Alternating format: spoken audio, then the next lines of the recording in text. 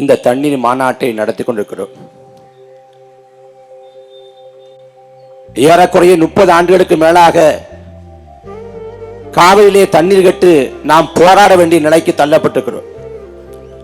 மத்தியில் காங்கிரஸ் ஆண்டாலும் சரி, பாரதிய ஜனதா ஆண்டாலும் சரி, மாநிலத்தை திமுக ஆண்டாலும் சரி, அதிமுக ஆண்டாலும் சரி, ஒருபோதும் காவிரியிலே தண்ணி வராது. நாம் தண்ணீர் கட்டு போராடினோம் என்றால் கர்நாடகையில் வாழக்கூடிய தமிழர்களை துரைத்து துரைத்து அடிப்பார். நாம் எந்த போராட்டம் செஞ்சாலும் சரி, தண்ணி தர மாட்டான்.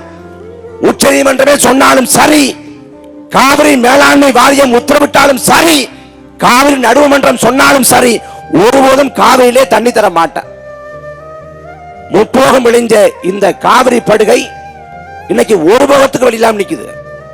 ஒரு காலத்துல வறட்சி மாவட்டம் அப்படின்னா ராமநாதபுரம், சிவகங்கை, விருதுநகர் சொல்லப்பட்டுச்சு. ஆனா தமிழ்நாட்டில் இன்னைக்கு 28 மாவட்டங்கள் வறட்சி மாவட்டம் ஆயிடுச்சு. 28 மாவட்டங்கள்.